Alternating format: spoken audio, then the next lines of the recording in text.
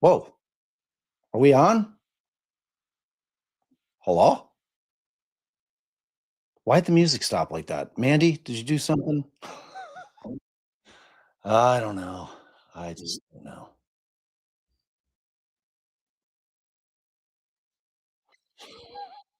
What's up, y'all? Bob Mata here, host of Defense Diaries. I've never heard the music stop so suddenly. It really took me off guard. I feel I feel like it was Mandy. I feel like Mandy did something like amazing and stopped Hey, the music before oh, it's Bob's been recording podcast related things. Huh? This is how we can tell you've been down here recording for the podcast. Why is the mic do you need me to come move it for you? No, I'll just tilt it. Oh, there you go. Yeah. Maybe try to sit up a little taller. You're a tiny little thing, you know? Just the It itty takes bitty. great brute strength to move this thing down. Yeah, it really does. Like when you twist that one particular knob, it is. Imagine when I was trying to do it after Darren and his like gorilla mitts like would twist that thing. I would have to get like a wrench. How'd this start? How did what start? It started. What do you mean? It started with me like being shocked that the music stopped suddenly. And then I don't know. I didn't touch anything. I feel like that dope background you created gone. Like What? I didn't like Mandy created the cover art background for oh, there it is. There. Ooh. Yeah. I didn't do anything beyond that. I did nothing beyond that. Oh, let's see what it looks like when I'm not up. It looks like my Oh, Yeah, there we are. look at that. We're back. Look at that beauty. And we're back. And we're back. All right. So enough of the shenanigans, the tomfoolery. I like shenanigans and tomfoolery. Yeah, I know you do. I know you. I missed you today. I missed you I today. missed you. You had a little Iowa. Kerfuckle is what I had. Yeah, near Kerfuckle. You did have a kerfuckle. Hey, should we leave it like that with Gacy's house in between us? Yeah, and you can see. So you guys all see the Wait, let's subliminal ask. thing? Let's ask. Right, don't tell them. So, what can anyone tell us anything that they noticed in our podcast cover art? Did you guys notice anything that's not just right there obvious, but you have to look? So, Spitfire Megan. said it. Megan nailed it. See, like the thing is, I wanted it to really be almost subliminal. Like you kind of see it, you don't kind of see it, like, which I think we accomplished. I wanted it to be yeah, thanks, Kai. Good job. Yeah, that's Gacy, Montana Lil. That is Gacy's creepy ass face up there, foreboding, just creeping in the crowd. Yeah. That's the way Bob wanted it, Max's mom. So, yes, there was a kerfuckle. I was supposed to be back this morning, and I had to put some oil in the car because just had to do it. And so my friend drove me to pick up the oil. So we go back to her house and we do it like I do it at her house. Meanwhile, I'm parked in like their like really big, beautiful driveway. It's all cement and it's like, newish and pristine. And then I take the little funnely thing after I put the oil in it from the hood of my car to the trunk of my car and drip oil all fresh oil all over the place. Yeah, and just so you're clear, like, this is a concrete driveway. It's not like pavement. It's like so like, when you lay a fresh sidewalk, like, fresh, that's what it looks like. So, it's not like a typical, like, pavement street where get a little oil on it, big deal. This is like it would have stuck out like a sore thumb because the thing was pristine. Like, when Allie told me she did it, I'm like, "Well," I'm like, "Number 1, Google what you can use to pull up the Yeah, oil, and then I did you went use to the fucking chat hose?" immediately. I went to chat immediately. We put What does baking the soda. robot know? What does the robot really know about shit like that, though, you know? You I know, have serious doubts the robot knows but it anything. took Hey, hours, oh, so Allison. it's Hey, still oh. not perfect. Still not perfect. All right. So, okay, enough tomfoolery. Yes, Um, indeed. yes, a mistake, Nancy, is it Drooby? I will never make again. But usually I do it like at the parking lot of, AutoZone. But Yeah, well, I mean, that was gonna be my first question, like, why didn't you just pour it in there? Because they give you the funnel and everything. They'll give you the nice yeah, I little had to buy so I bought a funnel because wow, we did wow. bring the car. It's like $1.38. Now we have it in the trunk with a bigger bottle of oil just in case we Yeah, need it. mhm. It's not like the old days. You used to be able to like, the first time I was like, "Let me check the oil in this car because why is it giving me this error message?" I'm like, "Where's the stick? Where's the oil stick? Why can't I check the oil?" And I'm like, looked for an oil stick for a really long time, and I'm like, "What? I'm not allowed to check my own. I can't tell what the oil is. I can only tell what the oil level is if the car decides to tell me? Outrageous. That is outrageous. Outrageous." That is outrageous. It's insane. Nurse, Yeah, not there's a no lawyer. dipstick. Rookie move. There's no Rookie move. dipstick. There's no dip there's no dips. There is no dipstick. All right. Okay, so what we want to talk about tonight is obviously we dropped our new podcast, Buried Inside the John Wayne Gacy Investigation. We're very excited about it. We are thrilled with the sound that we were able to get remastered in such a way that it really changes the feel of the podcast. Now, I know Allie's listened to the first 3 already, Yep. but I've only listened to the first one, and when I was sitting there listening to it, it really struck me that, like, I felt like I was sitting in the room, like, the sound was so good, I actually felt like I was kind of sitting in the room with my dad and Gacy. Like, the sound is that much better.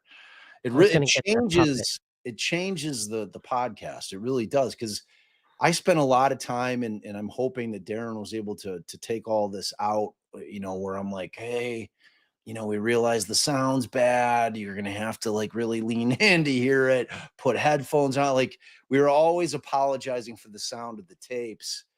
And but and just in case you still need it because you're got bad ears or you're old like me, we're getting there, we still have the transcripts up on Defense Diaries website.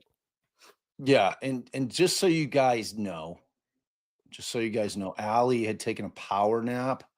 So if she looks like she's a little bit stoned, she's not. She's So not. you can tell that I just woke up. Well, yeah, I mean, like, she was exhausted, she got I'm home, about to put some filters on here. Let's see, let's collapsed see on the what we bed.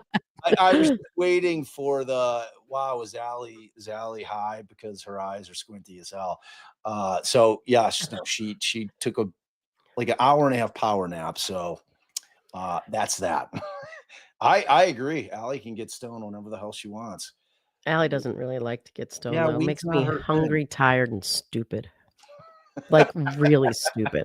Like, I think can't you're carry a conversation stupid. You love it, I know. I know, I love when you're high. But the incessant eating is, like, enough to just it's, like, nonstop, like, I mean, they call it the munchies for a reason, so it is weird. It's like it's almost like you cannot tell that your stomach is packed with shit.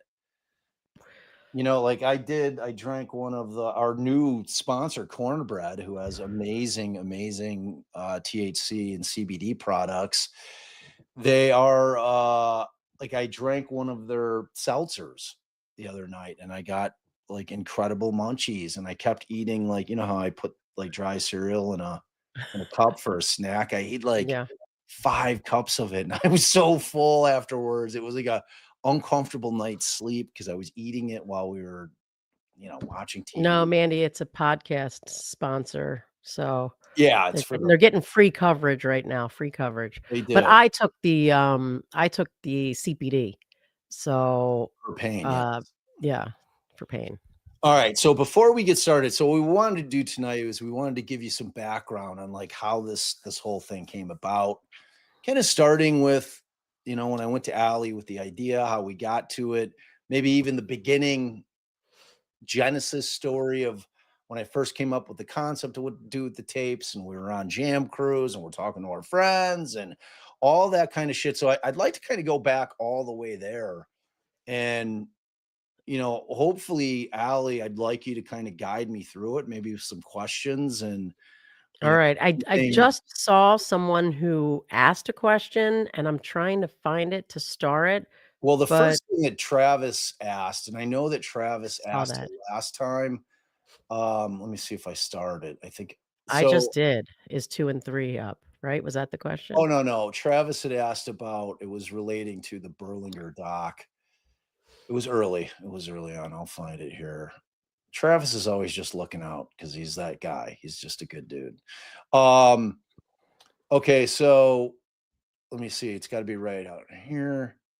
Okay. Wait. Travis was busy. I Early chat. while you're looking for that, um, Baby Way says it's nice to have the captioning too, though. I was like, "What's this?" There's captioning. It did not seem to follow what was being said. Um, Okay. Travis, where the hell did your question go? I see you talking about having 2 and 3 done. I just saw it. Well, I know what the question was. So, okay, this is a great question, and Allie's gonna want me to address it immediately. Season 1 of Defense Diaries is gone off the mm, feed because we knew we were releasing Buried on its own feed, like a little toddler that we've sent out into the world, scared, the big buildings, it's the scary world. We had to pat it on the butt and say, go out there, see what you could do. We did not want to have people being confused about what was what. And we couldn't put it on the Apple feed because Apple, the way it is currently situated, does not allow us to delineate between seasons. All we can do is call it season 1, season 2. I wasn't about to drop this thing, which I think deserves to be heard by the world a lot more than have heard the Gacy tapes. I wasn't about to stick it in as season 14 without being able to say what it is. It needed to go out on its own. So what we've done is we've moved all of DD season 1, the Gacy tapes. It's on our Patreon. Yes, you'd have to pay $3 to hear it if you're in the middle of it. But it's all there. It's ad free. Okay, which is worth something. And it's there. It's there for you. Plus, you're supporting the show, so I mean, it's kind of a win-win. But yeah, it exists in the world, but we had to move it over to our Patreon. We took it off of our feed. Now we're gonna have to renumber. The one thing that Darren probably forgot to do is renumber the season. So now it's probably just season 1, and people are like, "Well, where's our season?" Season 2 is the first thing you're gonna be able to find, and now there's no season 1. right, there is no So season 1, which is fine because sometimes we do refer to season 2, like, when we're talking in various places from before as tunnel vision, so I think it's fine. yeah, so Mm. Jess, like my best answer for you is to just listen to Buried. It's the new and improved Gacy tape season that is going to enhance your enjoyment. Yes, you're gonna have to wait. You're gonna have to wait a little bit. Just like we do with anything else, though. Anybody who joins our Patreon will get early release. So in theory, You'll get it the day before we're going to be dropping it. The schedule for episodes, we're going to be dropping 2 a week, and Wait it's a going second. I'm confused. mm, So these Patreon members of Defense Diaries are getting buried early? Is that what you're saying? although, yeah, just So it'll well, still be under Defense Diaries Patreon. it'll be under Defense Diaries Patreon, correct? But Alright. we'll Okay. put it as a different. You'll have the OG, but you'll also have. I'll have Darren put in buried because when you listen to the difference in the sound of the tapes, it's going to be like, wow, yeah, Right. that's Well, you'll know the difference because one's gonna be called Buried Episode 1, and yeah, one's called The Gacy Tapes Episode 1, so right, right. Okay. alright, so here's one, Dom's mom. Oh, wait, I want to address Oh, sorry. Travis' thing. So Travis had asked about Joe Berlinger's conversation with the I killer, the found it. Gacy tapes. He had asked about the concept of why Berlinger had put a disclaimer in the beginning of that saying, because in the beginning, when you're watching it, it says, "Oh, these are tapes from the original defense team." And Lies. and then there's, yeah, I mean, there's no easier way to put it. It's a flat out lie. Like my father's tapes are the only tapes that exist. Amaranti, my dad's He trial partner, had he did tapes, have something, yeah. but apparently lost them all. So he does not have them. I guess he apparently lost his entire Gacy file. Sam did. So the only tapes that exist are the tapes that are our tapes, the Mata's tapes, and they certainly aren't the tapes that he used in that show. If you watch the Berlinger documentary and you listen carefully, you'll hear a female attorney speaking. That is Karen Conti. She was one of Gacy's final appellate lawyers, along with our old law school professor, Richard Kling. They were the last two to try to keep Gacy from being executed. So, yeah, those are not our tapes. It was a misrepresentation by Joe.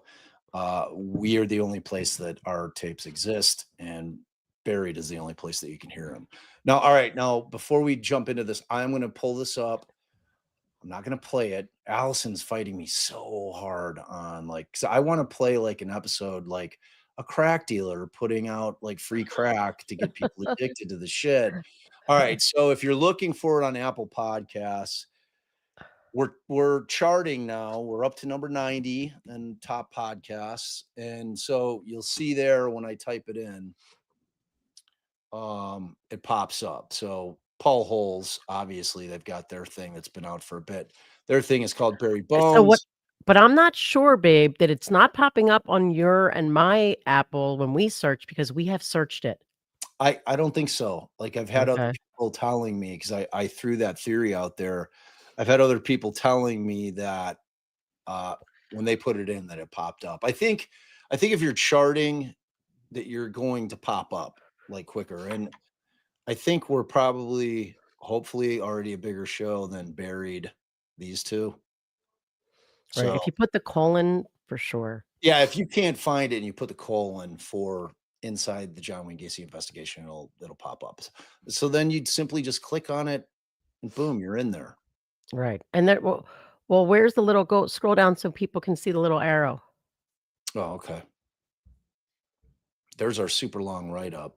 That was me, Okay, so sorry. here it is. So you can bookmark it here. And when you're this is Just on a blow Mac. it up, So eh? when you're, huh? We can't see it. Oh, sorry.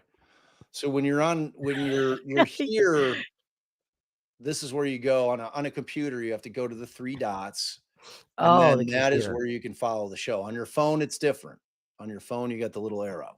And then you've got the but if you scroll over to the episode, you can click and now go down. What do you mean? The little, like, download button. Where's that? I don't. Maybe not on a computer. I don't think it's Okay, on the Mac. I think it's different. okay. I think it's So different. Travis also asked, "What's the Spotify rating up to?" So let's give for anyone who doesn't know, and so far there's not many of you here, so I assume all of you here probably do know, but we had a bunch of the haters, um, from the Richard Allen, mostly Richard Allen, I think, is where we get most of our haters from. The Yeah. guilters, going on. They went on Apple. Oh, On there's a Apple, you fair can share of Karen readers too, like the Julie okay. Carpenters and her whole crew of miscreants. They're always lurking. Right. And the So on prosecutors too, frankly, like all three of them are like just like always up in our shit, fucking with our business. Say All right, what? Mandy, I'm gonna say it. He wants me to I'm trying to explain it. Oh, So, on Apple, when you leave, you can leave an actual review with words. So, people are using words like, "He's a grifter," "Bob Mata this, Bob Mata" so, it's like people who know Bob and want to give us a 1 star just because they they hate our positions on the things that Bob was talking about. So, on Spotify, they don't make you write anything, but there were just so many one-star reviews. It's like, look, am I biased? Maybe a little, but I'm telling you there's not a, um, unbiased or a I can't think of the word that I'm trying to say, like what do someone you mean? who's being legitimate, fair, whatever, who would give it a 1 star. So Objective is the objective, word. yes, there's not an objective listener who would just be like, "Oh, 1 star after the first episode dropped." So, the rating had gone down, and Travis asked, "What's the Spotify rating up to?" And thanks to fans of the shows, probably you guys, it's back up to 4.5. Yeah, So, it'll with a it'll get bullet, back up with a there. bullet. It'll get back. And just to give you an idea, when we first dropped the Gacy tapes, for about 8 months, and like a lot of my friends that I started making the podcast industry were like, it was at 5 stars with hundreds of reviews. And like all of my friends that have been longtime podcasters were like, I've never seen a show that has like maintained a 5 rating for this long. So I took that as a huge compliment. I was really, it made me feel great. It made me feel like what I did was worthy, and that it was something that people enjoyed, and I brought something to the table. It's going to be something out in the world that is long past my time on this planet, and it's something I created, something that was worthwhile to be out in the public. So it was really touching to me. And then I'll never forget when we got our first like 3-star review. I was like devastated. Wait a second, you got a one-star review first, and it was, "These guys will defend anybody," and, it was like a reference back to Garcia. It Was like was. the writing was like yeah, they I specifically referenced the I Garcia don't case. think so. I think that Yeah, the first one was no. The okay. first one was some person that knew Darren, our producer. Do you remember that? Oh, I Yeah, do and remember like that and one. had a beef with him. So, like, and it wasn't a 1 star, it was like a 2 star, and she was being critical of it being overproduced. And that, and then there were like we started getting a few where they were like the sound, like I love the narration, I love the storytelling, but the sound of the tapes is so bad that it's detracting from it. So ultimately it ended up, and then when we started the YouTube channel, and then all the mouth breathers came out and then just started, fucking with our business and giving it 1 star, which Allie, I hope that you submitted those things to get those reviews off. Like I hope that you're following up with that, right? Yeah. Well, I That looked sounds back, and like the one that said I thought was like, I haven't listened to it. It's like, I only listened to 1 episode, but so, I mean, we'll see. I'm Well, gonna try. did you submit it though? It's like a whole process. I'm working on it.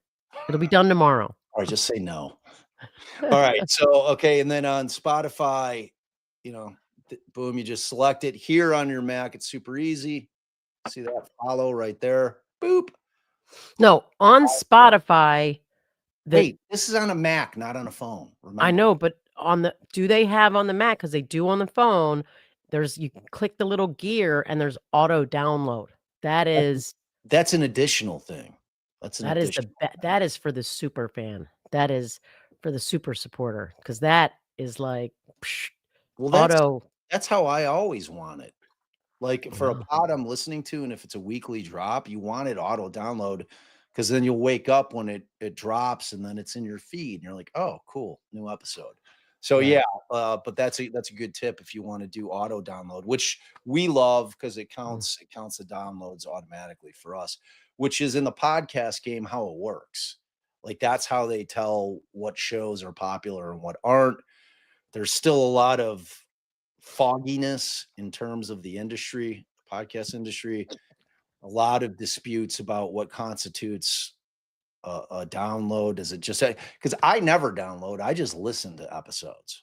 I rarely No, I do I one. think what we've decided and what we've been explained is that a download or a listen is a new device, one device, one time.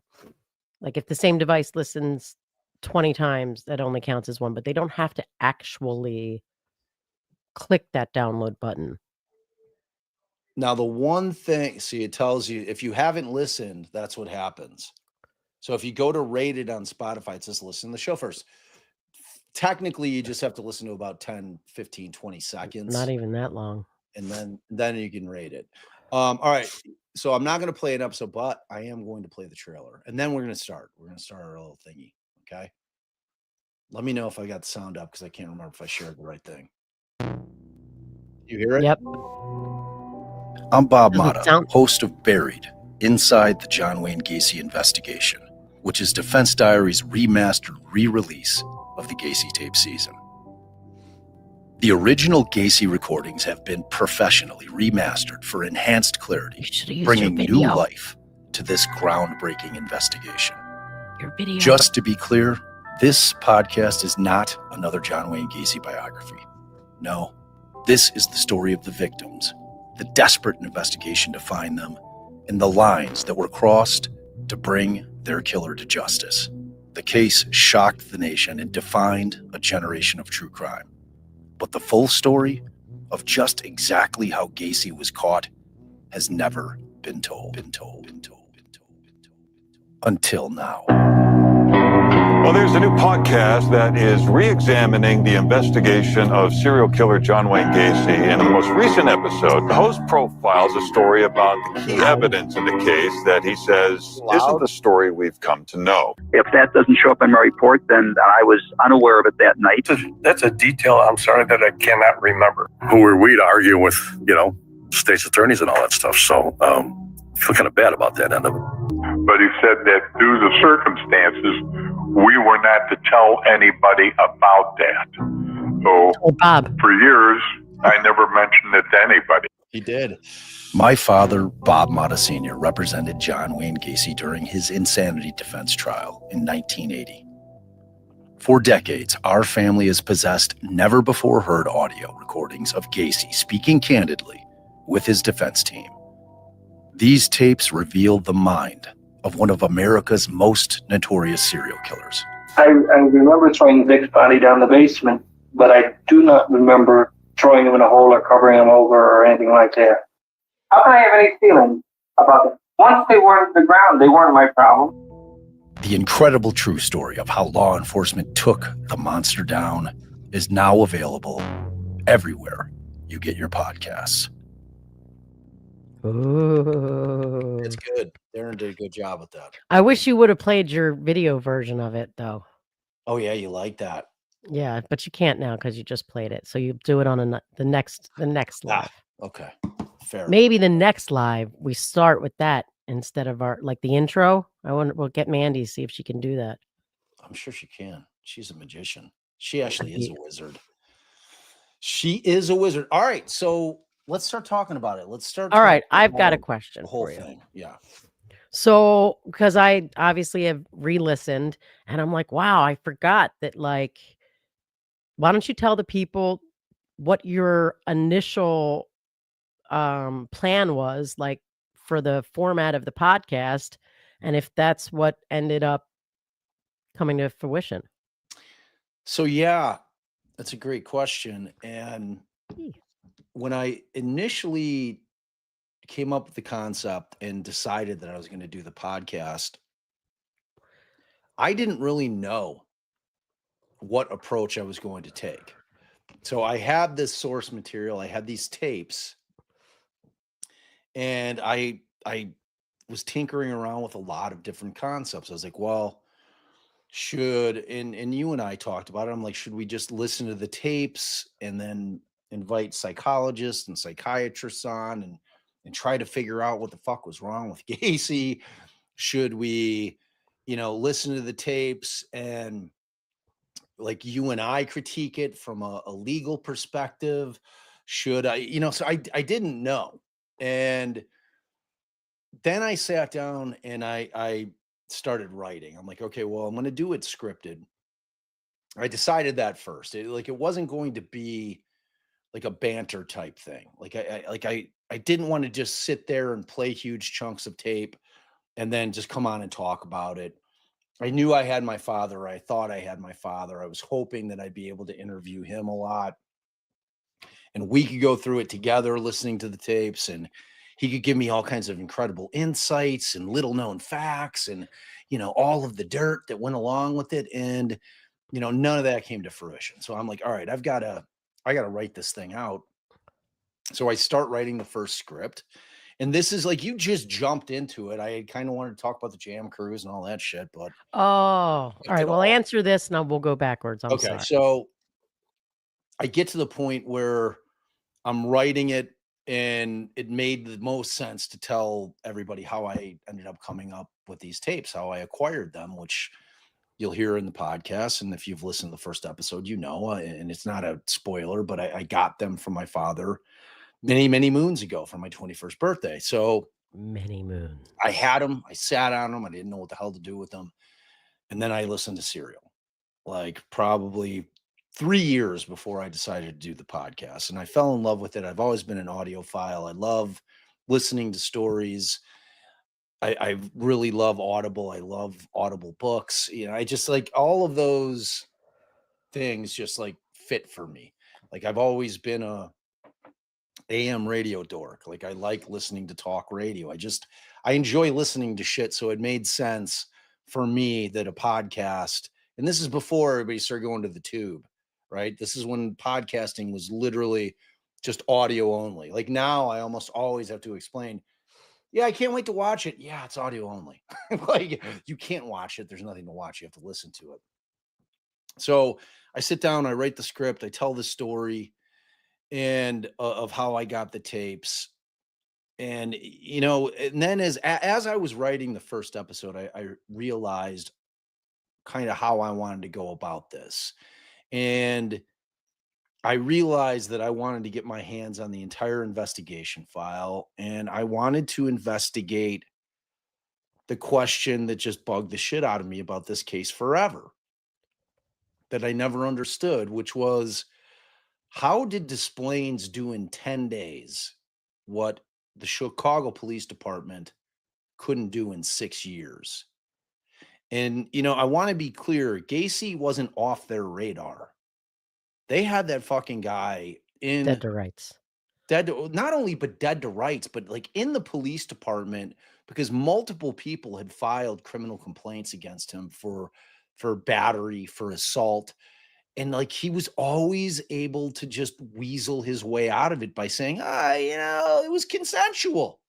He was very candid about talking about it. And he knew that in the early 70s, that talk of gay sex would throw these cops for a loop. Like they'd get, they'd be like looking at two manly cops, like, oh, the fucking guys are blowing each other, and he would be so forthright and like open about it. Oh yeah, I just pulled my cock out and he was giving me a blow, and they'd be like, all right, so this was consensual. We understand. We're gonna move along. So he was very much on their radar.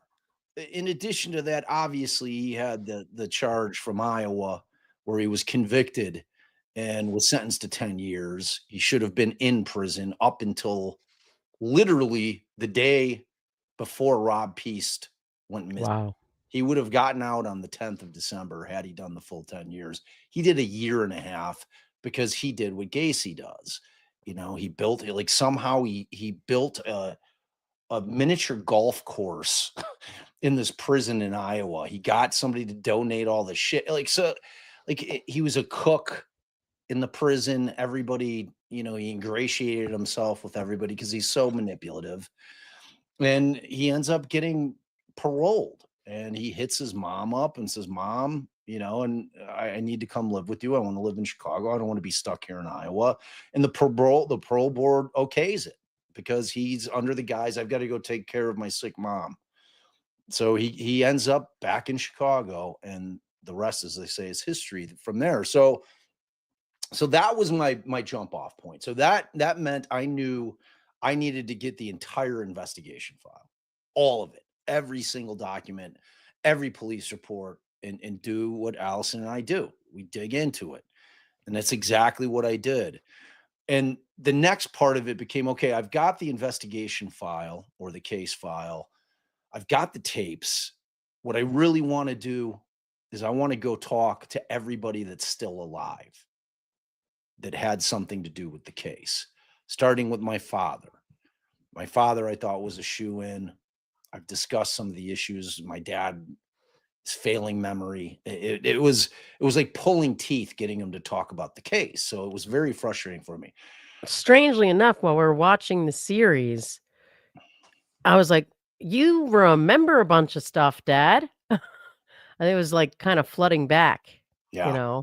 Which, if he ever listened to the full podcast, which he promises he's going to do, a lot more shit's going to flood back.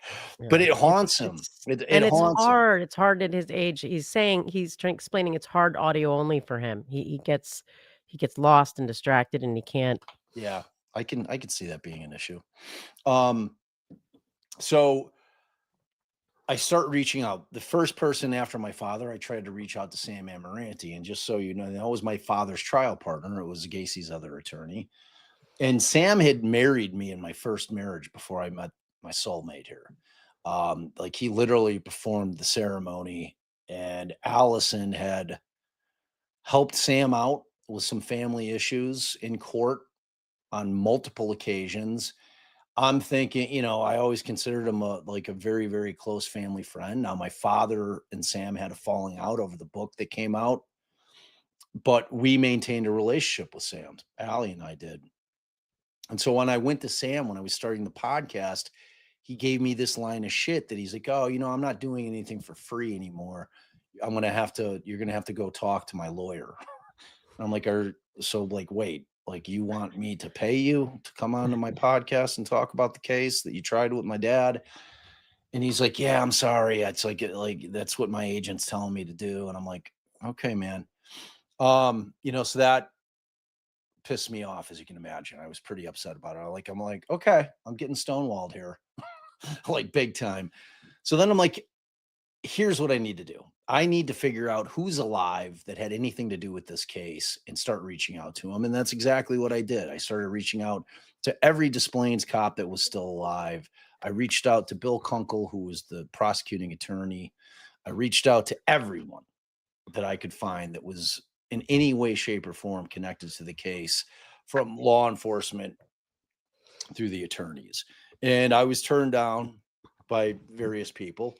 Oddly enough, Bill Kunkel was more than willing. I had him on multiple times, and he was the lead prosecutor. But Terry Sullivan, who was the other prosecuting attorney, excuse me, who was a prosecutor in the 3rd district, which is Rolling Meadows. Okay, so that's the suburbs. What people may not understand is Gacy has always been seen as a Chicago case, but where it really took place was in the suburbs in unincorporated Norridge Park. They didn't have their own police department. That's how small it was, and it's unincorporated. So the next biggest police agency in terms of proximity to Norridge is who got the case when the call came in, when Miss Peast came in. All right. She that's where people that lived in Norridge or in that area, they would go to Des Plaines. So Des Plaines ended up getting the case.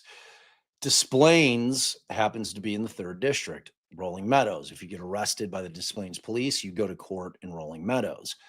So Terry Sullivan became the prosecuting attorney that was handling everything that was going on pre-arrest. So he was handling the warrants, he was handling everything that had to do with the investigation, unbeknownst to Bill Kunkel, who was the lead prosecutor in Cook County, where all the big boys practice. So there you've got this situation where the first time I talked to Bill Kunkel, which this is it's not really a spoiler, but Kunkel said this thing to me, which stuck with me in a weird way. Like the first time I got on the phone, I'm like, "Hey, Bill, this is Bob Mata's son, Bob Mata. How you doing?" And he's like, "Oh, he was real excited to hear from me. He's like, that's amazing. He's like, how's your father doing? We went through all that stuff." And then he gives me this disclaimer, which at the time I did not understand. And he says, "Hey, Bob, before we start talking about the case," he's like, I need you to know that I had nothing to do with the investigation of this case or any of the warrants or anything that was filed pre-arrest. The first time I became aware that this investigation was taking place was the night that Gacy was arrested. And I'm here to tell you, I was extremely upset about it. Yeah, they should have contacted me while it was going on, but they didn't. And I'm like, okay, just like at that point, I hadn't talked to anybody. I was just starting the podcast. I didn't know what that meant or if it had some significance that was attached to it. I would later figure out why he said that, which I will not tell you why. You're going to have to listen to the podcast because that is a huge spoiler. So at any rate, I talked to Bill. Bill's on board, and it was such a weird feeling. Like I kept having this fear that like as I progressed through this thing and as I started to uncover things that were not known about this case prior to, that Bill was going to dip on me. That Bill, like I needed Bill because by that time I had figured out, okay, I am going to focus on the victims. Okay. Because I don't know anything about any of the victims at all. And they need to be known. Their names need to be put out there. Their photographs, they need to be memorialized. I'm going to be the first person to do it. And I was adamant about it. So that was my first track. The next thing I knew that I was going to do was I was going to reinvestigate it. I was going to look through everything because I wanted to answer that question. How the hell did they get him in 10 days when Chicago couldn't get him in 6 years? I had to know the answer. It was driving me nuts.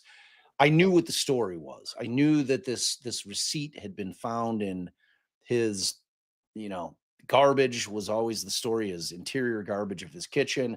And that ultimately they were able to say, oh, well, that thing was placed in Rob's pocket.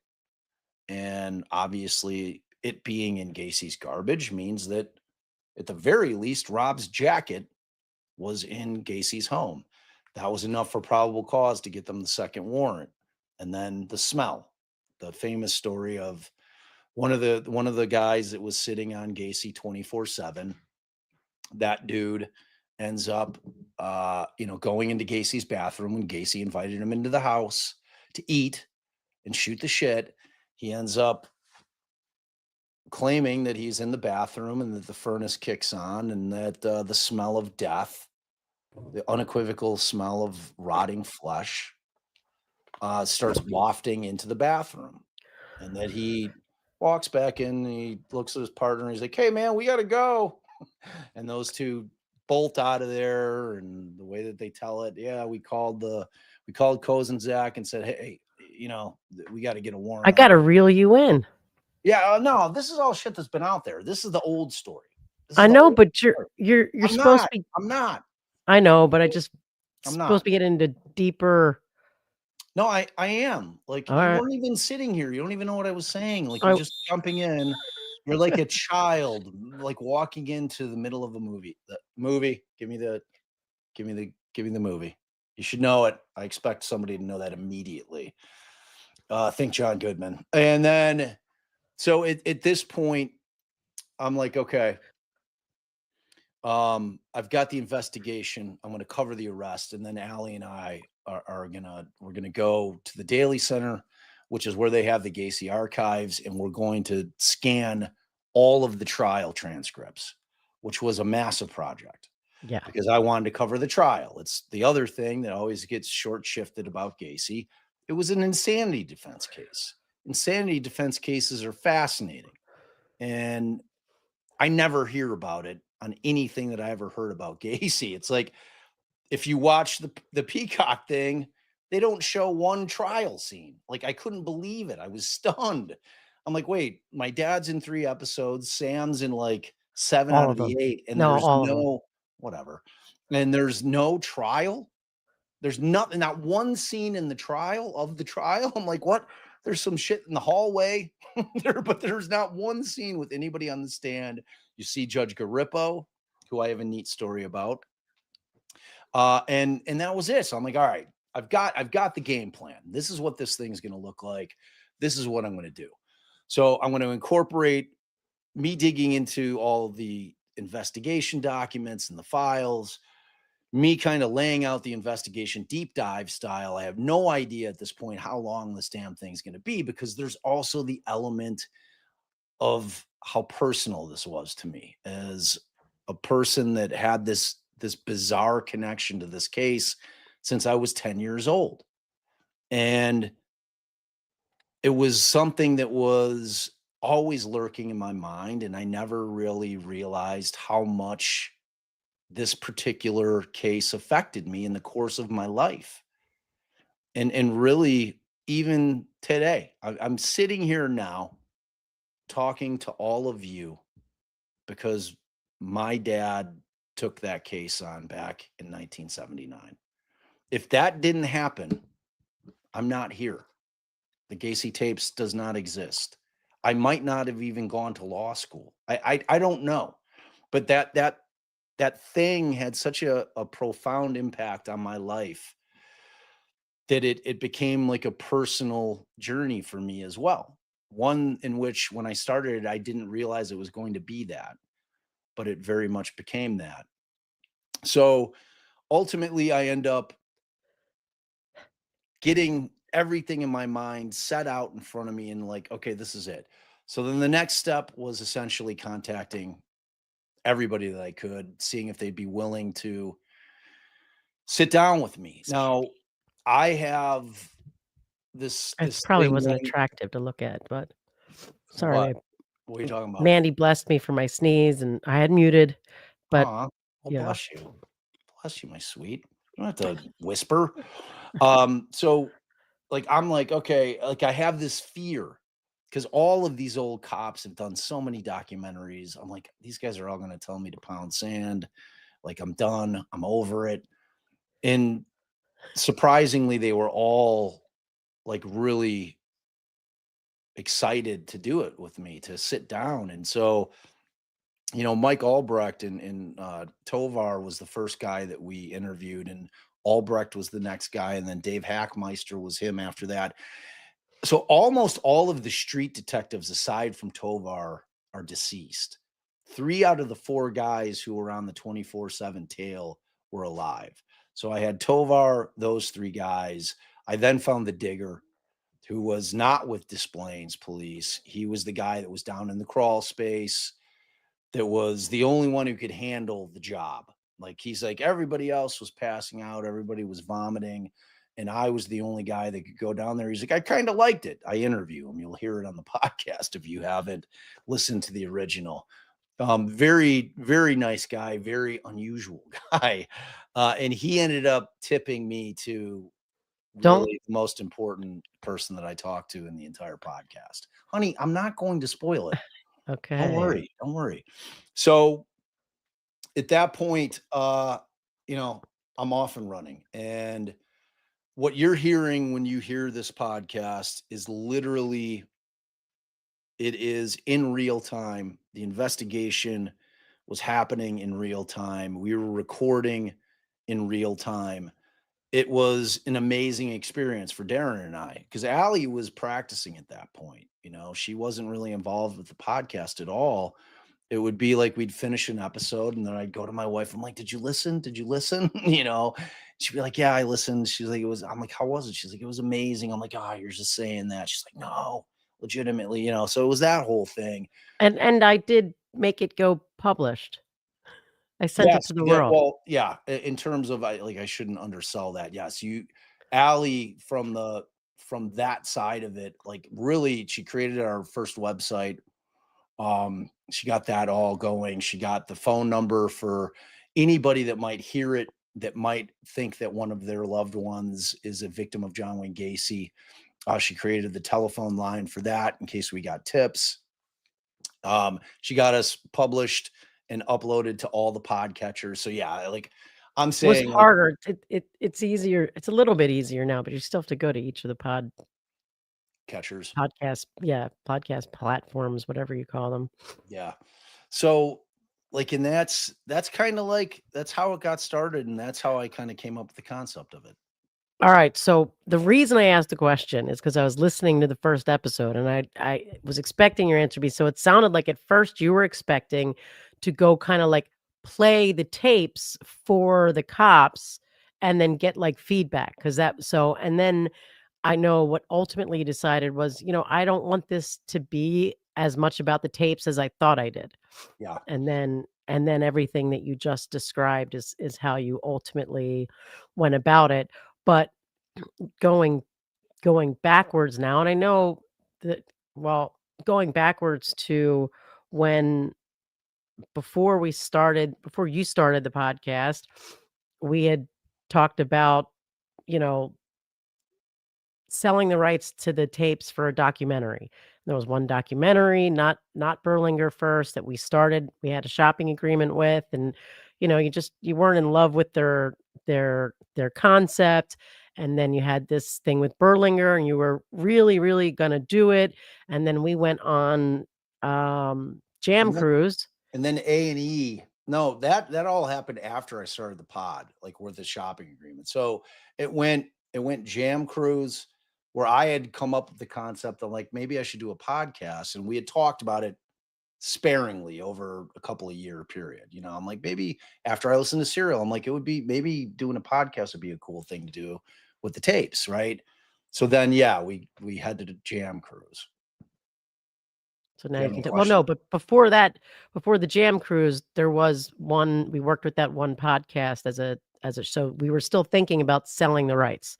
And then on Jam Cruise, we were telling our friend about how you were, contemplating selling the rights for a documentary, and then I thought you wanted to tell that story, Oh, well, or so the intro. actually, like, I think that what actually happened is Jam Cruise and then Berlinger and then A&E.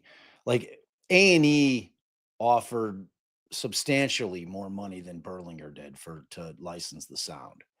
So, but prior to that, we had gone on to Jam Cruise, which is a cruise, a 5-day cruise with tons of jam bands on it. And we happen to have a lot of friends in that industry who are artists, musicians. And so we were partying with all of our friends. And, one of our friends in particular, Michelle Sarah, who's an amazing singer. Think Susan Tedeschi meets, It was not Michelle Seri, no, it was Danny. was it Danny? Yes. It was Danny.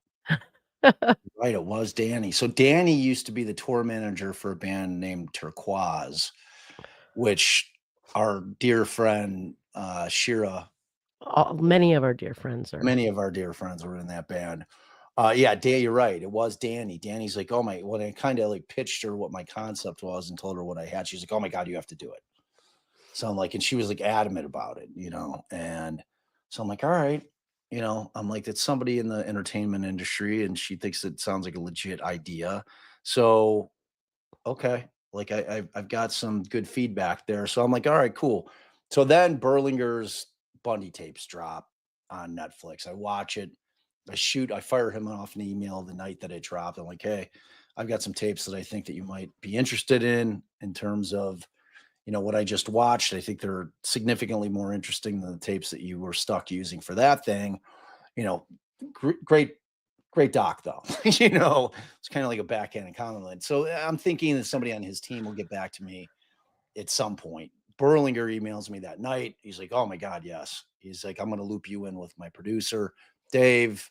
Next day I hear from Dave, and then 9 months goes by and I just can't get them to move on this thing. And at that point, all I'm trying to do, what I really wanted to do was be able to tell my personal story along with it, but they weren't really interested in that. They just wanted the sound.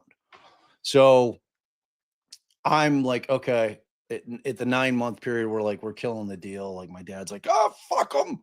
Like, I'm telling you, like, he's like, sends it like my father. I wish I kept the email. I'm sure like he lost his email. I wish I had it.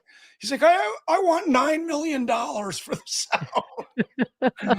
I'm like, well, that's gonna kill the deal, Dad. That'll do the trick. And it did. And so then I was in communication with it, like A&E, and they offered more money, significantly more money. But But ultimately, you wanted to tell the story. I mean, that at right, the end of the day, you wanted control that's what I of started to realize, because right. like first I wanted to just try to get some money financially to help my dad out. And I'm like, okay. And then it just seemed like a bad idea in terms of selling it because the intrinsic value of the tapes is the sound. Once the sound's out there, it doesn't have any value. Yeah, there could be some weirdo collector that wants the actual original tapes. Yes, like a man cow, he might be like, "Hey, I'll pay you for the tapes," and I'm like, "All right, whatever." So then the pandemic Auction hit. starts tomorrow. Yeah, so then the pandemic. Well, before that, the most significant thing that happened in my life is in 2019 October, I quit drinking.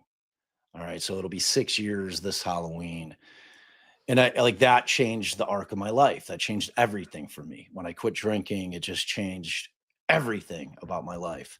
And then you couple that with the pandemic. Now, I'm one of those people that the pandemic actually was a huge blessing for me because ultimately the court shut down. And for the first time in 20 plus years, I had like a Free minute to time. breathe, to think, to like process something instead of being in the grind of, just hustling constantly and just having this grind of practicing law that never ends.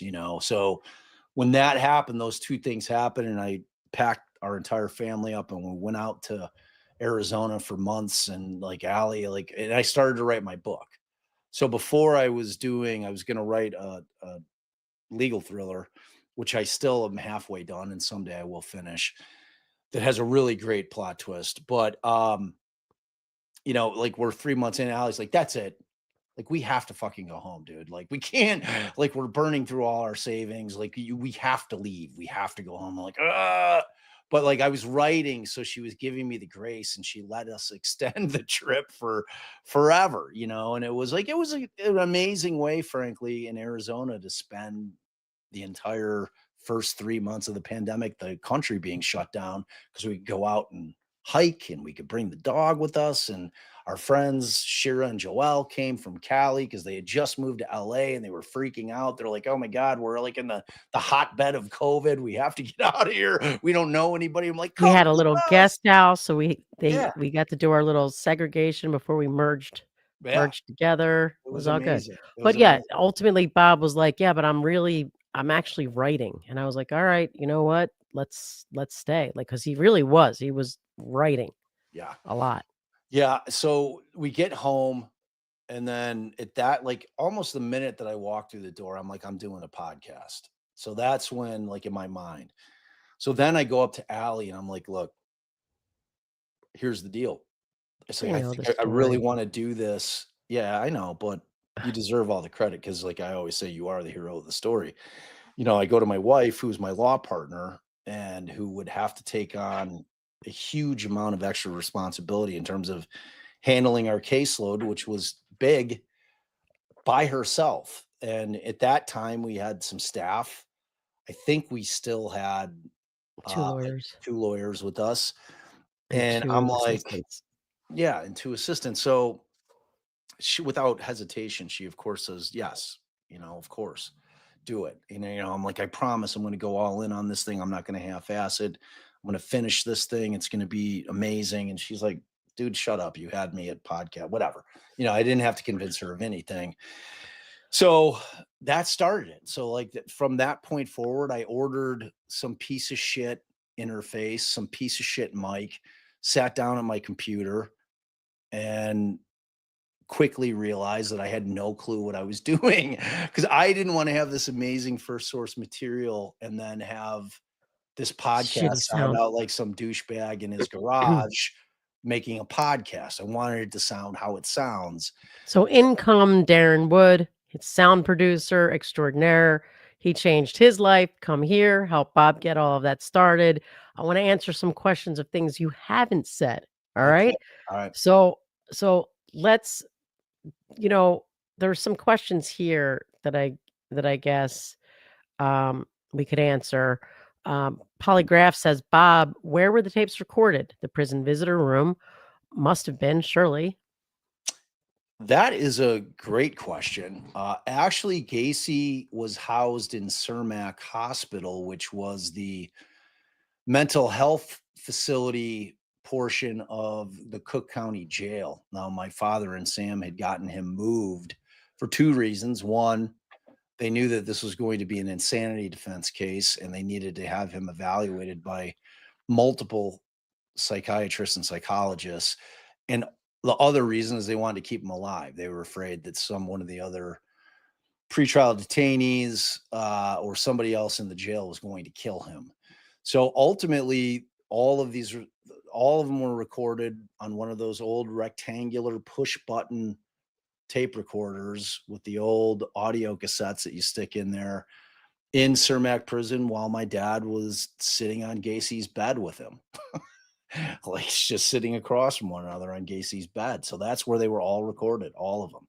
And oddly enough, my father, for whatever reason, which I was eating lunch with them yesterday. I'm like, did you realize that you had because on those old rectangular tape recorders, there was one small microphone, like a little metal thing with the little ridges in it.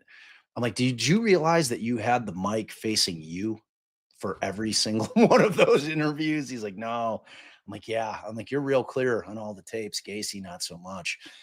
So yeah. So Dom's mom asks, and you touched on this, did the Gacy case play any kind of role in you deciding to become a lawyer outside of your dad just being a lawyer? Yeah, I think so. I think so because when I was young, like my grandmother, oddly enough, was my father's biggest supporter. And it was a weird case. If you've watched the Peacock thing where they spent a little time with Sam's family and, Sam's father, at least in the show, which I don't think was the case in real life. He was like, how could you defend that guy? You're soiling your career. You're going to have that scarlet letter and it's going to follow you around. That's not how shit works in the criminal defense attorney's world. You get a case like that, it's like you get your name out there. Like there is no negative connotation because, as you know from our channel, due process and the Constitution requires that every single human being that is a citizen of this country Not has in the professional side anyway, as far as the people, the public, well, that was a different Yeah, story. that was a whole different thing. But like in terms of the professional side of it, it was a no-brainer. You get involved with that case because it's a huge case in terms of notoriety. So, my grandmother was incredibly supportive of my dad. And so she was really the keeper of records. So she cut out every single article that came out in the Tribune or the Sun Times. She would record any news broadcast, and they were on daily, like as you can imagine, the story. And then she'd mail them to me. So, because my parents had split when I was 5 years old. Okay. So I was living at the time when my dad was trying the Gacy cases. I was living in Colorado, which was another blessing that I wasn't living here in Illinois, because even when I moved back 3 years later, kids started giving me shit because my dad represented Gacy. So I could only imagine what it would have been so like. you're gonna have to expand on that. Oh yeah, that's it. I mean, they did. Well, luckily in Colorado, they didn't hear of the case like obviously they did in Chicago, even though it was nationally a big case, but it wasn't like it was in Chicago. So when I came back starting 7th grade, yes, I took a lot of shit. I was able to overcome it and because I always had an explanation in terms of like, His look, good man, looks and personality. yeah, my charming personality. So yes, kids did give me a lot of shit. But it wasn't nearly as bad as it could have been for certain. All right, But so so going yeah, back to my how the grandmother. No, case I want to finish the thing about my grandmother. right, right. So she's sending me all this stuff. So like I was very involved in terms of wanting to know what my father was doing. Now, my dad always tells me the story that he had wanted to take me to the court to 26 in California for opening statements. And my mom is like, no fucking way. He is 10 years old. I am not allowing that to happen. My dad was like, this is a historic case. It's a once in a lifetime thing. So they had that battle unbeknownst to me. I heard that story years and years later. I think my mom probably made the right choice there. It probably would have been A little much, a little a little heavy. much, little much for me. I probably, but I knew about. So yes, I think that kind of my knowledge of the law at a much earlier age than like it's safe to say that Scarlett barely knows what we do, and she certainly doesn't know the dynamics of what we do.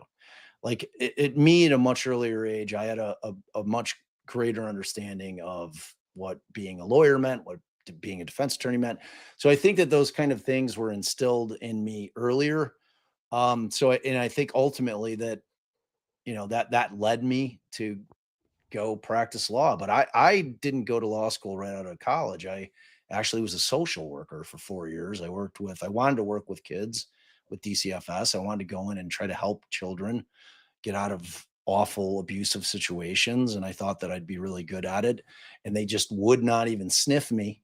It was a woman dominated field. And I think that they thought that it was weird that a guy wanted to do it, but I had a sociology degree and I decided not to go right to law school.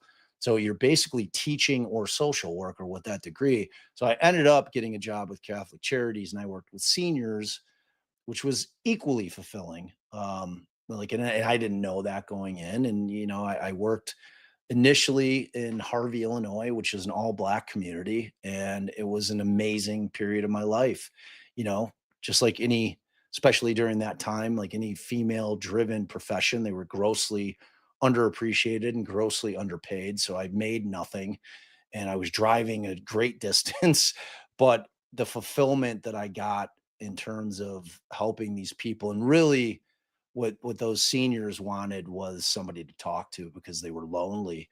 So like I was notorious for not getting to as many of my clients as I was supposed to on a daily basis because they just wanted to talk and I was more than willing to be that ear. So, I'd have 6 people I was supposed to see and I'd see 3 of them. And then I'd go back, I'm like, but they wanted to talk. They're lonely. So and then eventually I decided I'm like, okay, I can't continue to do this. I have to do something where I can make a living because almost everybody that I worked with, was in a dual income marriage and their husband was making better money so that they were able to do this thing that is so important in society, but that you just don't make any money with it. So yeah, it definitely had an impact on me deciding to go to law school. All right, and Bluebird asks, how old were you when your dad did this case? You touched on that. Did you know about the crimes Gacy had committed? Were you terrified of him? Did you ever meet him? Eh, 10. I was 10 when the case broke. Like the story of when the case broke is in the podcast. It's in the first episode. The night that thing broke, how my dad came to get involved with the case. That's all in there.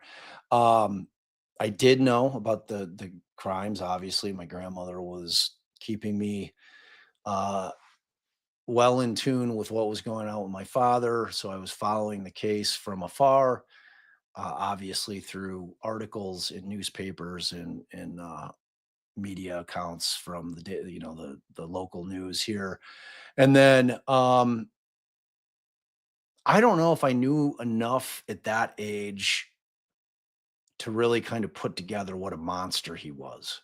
You know what I mean? It's like at that age, you know, I was still very much, and this is obviously way before the internet, when like the age of innocence actually existed, and kids, like my life was about going out and playing with my buddies and riding my bike, and that was it.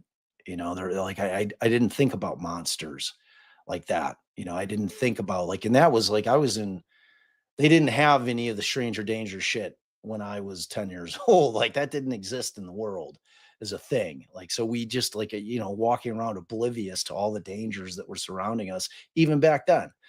So I don't know that I knew to be terrified of him, if that makes sense. And then no, I never met him. My grandmother, my dad's mother, did become a pen pal with Gacy. Would send him money occasionally, and she had a deep understanding, and my grandmother was a brilliant woman, and she was probably um, one of the smartest women I know. I have an affinity for brilliant women. That's why I married one. But my grandmother, who unfortunately never got to meet my wife because I have a feeling they would be very, very tight, these two. But at any rate, so But she uh, passed, she unfortunately, did, she before my passed time. right when I was graduating from 8th grade. So, but that was, that was a thing for me where you know, I just kind of rolled with it at that point. And, you pulled the last question down, and I kind of like, just keep it up. What was it? What was the, she had asked one last thing, and I kind of like started to get in my head. Oh, and so, but she was a pen pal, but she had a deep understanding of his mental illness, and it was a thing where all of the public wanted to see that guy burning at the stake. Understandably, like, he was a monster. My grandmother understood that he was broken, like that there was something broken in his mind, that just he wasn't like the rest of us. And so she felt some kind of weird sympathy for him, and so she conversed with him via the mail a lot. He sent her Christmas cards and shit. It was I just was it was trying to find I was gonna put up I went on to Patreon. I know we posted it for the Patreon people, and I couldn't find it. what? I was gonna pull up that Christmas card. Oh, there's two hand-drawn Christmas cards that I have, but those were to my dad and Valerie. No, there was one to your grandmother that we had. Well, maybe one to my grandma, maybe one to my dad. So one was Yeah. definitely my dad and Valerie, but I had everything that my grandmother kept from him sending, which was other stuff other than cards. So yeah, it was strange. And Bob's Strange. dad, nurse, not lawyer, was in private practice. He had just went into private practice, similar to with Sam. Yeah, he had just hung his shingle. He had been the lead felony prosecutor over at 26 in California, which is the House of Pain, in Cook County, where it's situated in Chicago. So my dad was a very seasoned trial lawyer by the time he got the Gacy case, much more so than Sam was at that point. So let's see. I had another question that I was going to ask you about. Um, I forgot. I forgot. Sorry. Uh, So tell us, because we're almost done. oh, we are. Oh, yeah, we've been Yeah. here a long time. So, history and homicide. Some he has some. He didn't have the full investigation file. So, my dad and Sam, I guess, would be considered lead counsel because Sam had a relationship with Gacy, because Sam was doing some contract work for him, like things not related to the criminal practice of law, but it was more contract law because Gacy's contracting business.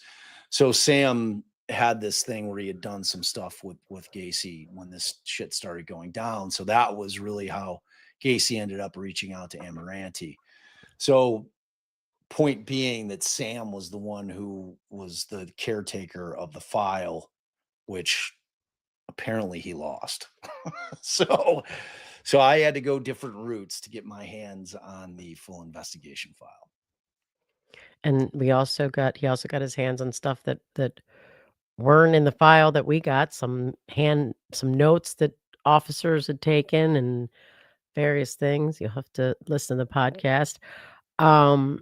So nurse, not lawyer, what's the difference between Buried and the Gacy tapes? In terms of the narrated scripted version, nothing.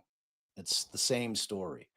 But what did change is the ability to be able to turn these tapes into something that are imminently listenable, because the first go around, they just weren't, and like, I always felt this nagging thing. Like, man, I should have waited to make this to where the technology existed to make them sound better, because it's a detriment to the podcast. It's drawing away from the podcast. So the difference is the tape sound, which, there's a good amount of those tapes intertwined within the narrative of the story, and it makes all the difference. It turns it into a brand new podcast, in my estimation. I don't have that feeling that, like, oh man, because we pulled it, like, all of the apologizing for the quality of the tapes, and explaining that we had the transcripts on our Patreon or our website for people that just couldn't make out what he was saying. Like, that just doesn't exist anymore. But as Allie said, if you're hard of hearing, or you've got an inability for whatever reason to make out a word, they do exist in the same place still. But yeah, I mean, it's a game changer. It turns it into defensediaries.com, and at the top there's something, a page that says Gacy transcripts. yeah, it turns it into a complete podcast in my estimation. So that's the big change. What else you got? You got any more? Well, Beth in Maine says, I'm in the middle of episode 3. I'm hooked. The sound is excellent. I re-listened to episode 3, and it just brought me back to the first time that I heard episode 3, and it was like so compelling and heartbreaking, and it had a huge impact. So for those of you who haven't gotten to 3 yet, that's a tearjerker. Yeah, that's the one where I start Don't. digging in. Okay. Start I digging thought you were in. gonna spoil it right away. I'm Oh, like, what? mm. Let's see. What else we got?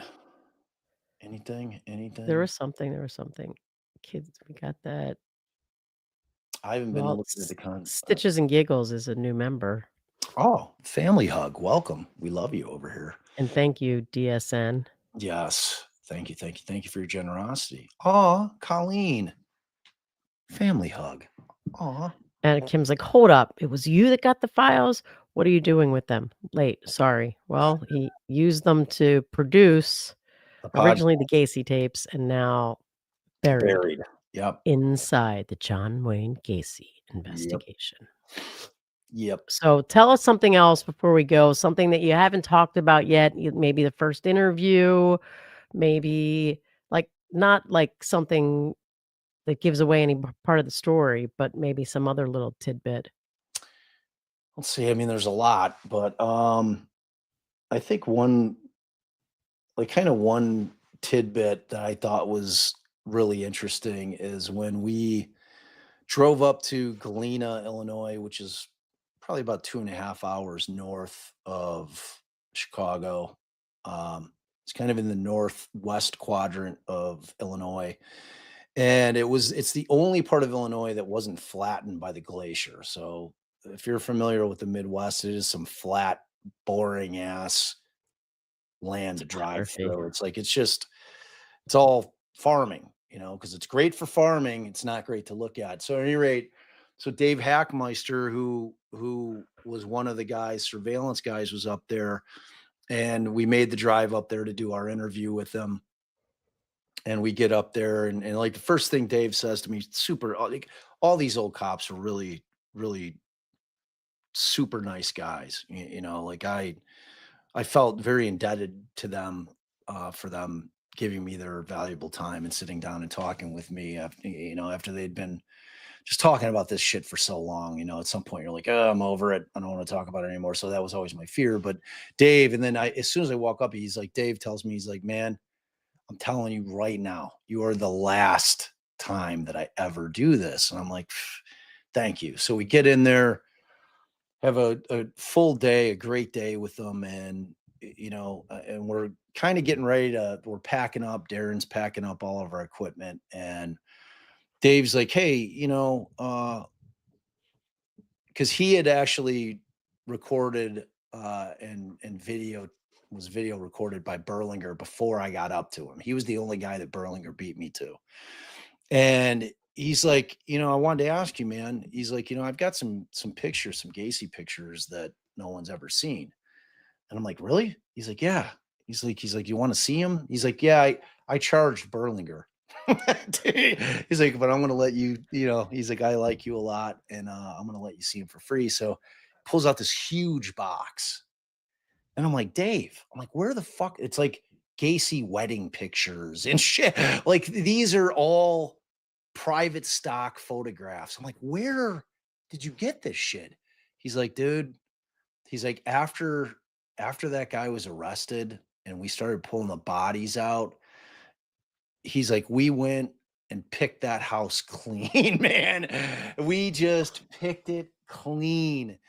He's like, and I got all of the pictures. So he pulls out this huge box and I spread out. We put like 4 long folding tables together and I filled up all 4 of them with hundreds of these pictures of Gacy from all parts of his life, from, childhood through his first marriage, his second marriage, to his disgusting parties that he had, with all these hoi pollois, hoity-toities, judges and politicians and lawyers, where he has them at his house on the 4th of July and they're unwittingly walking over a graveyard. It's like, so he's got all of it. And he's like, yeah, man, we got all of it. We picked his house clean. I'm like, wow.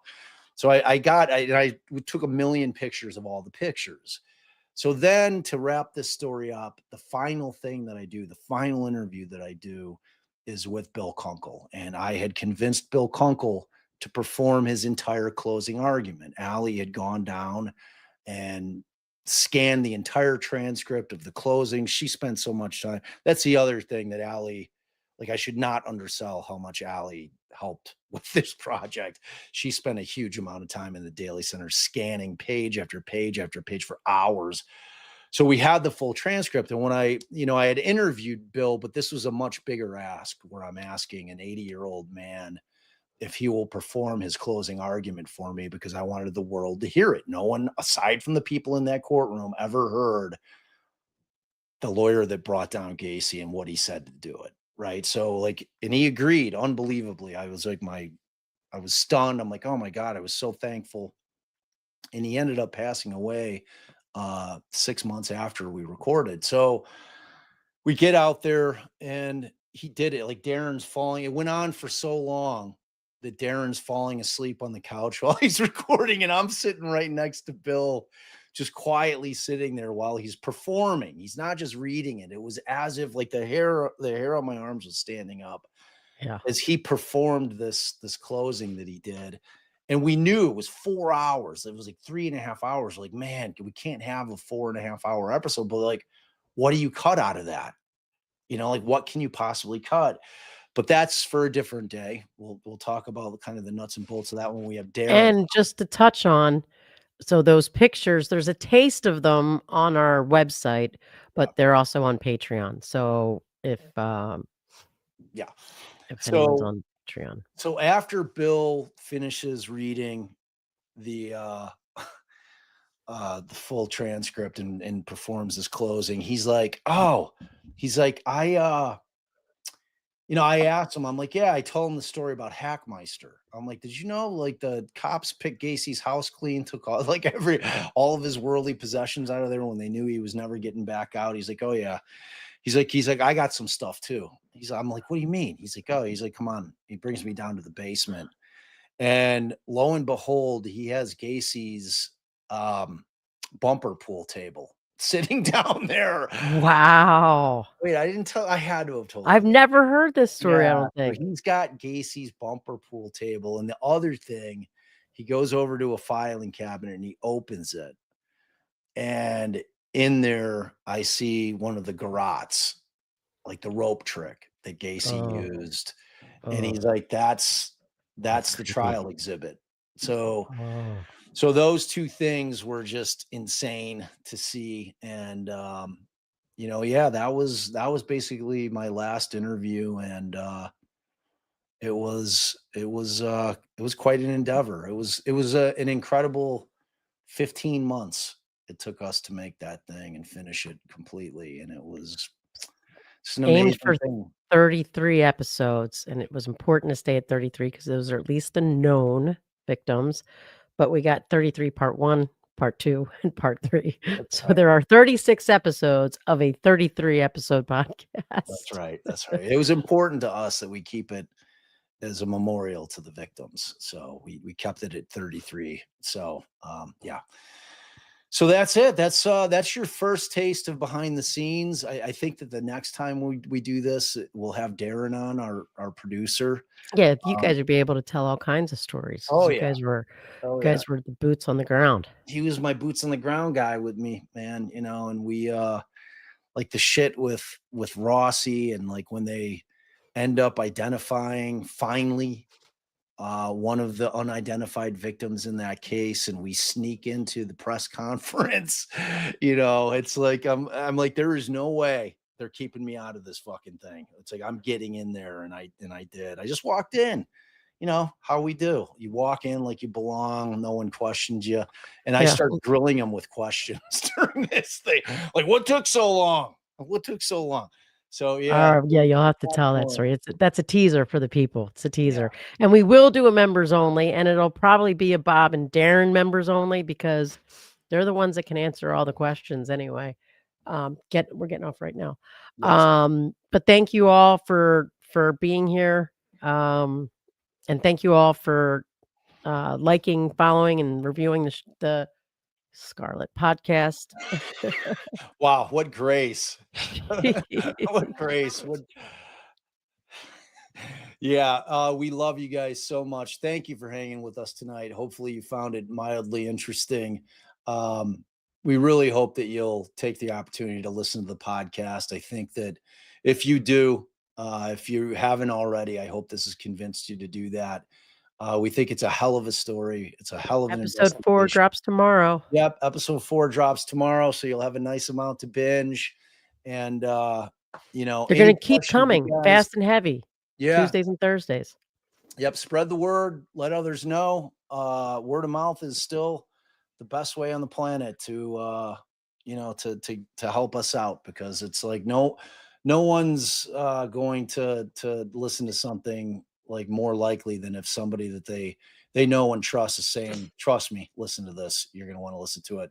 It has a big impact, especially if you got friends that are true crime fans. So, and it really it helps the show grow. And it'll mean the world to us. So we'll be super appreciative. All right, y'all. Thank you for everybody that donated. I am going to be on Banfield's show tonight.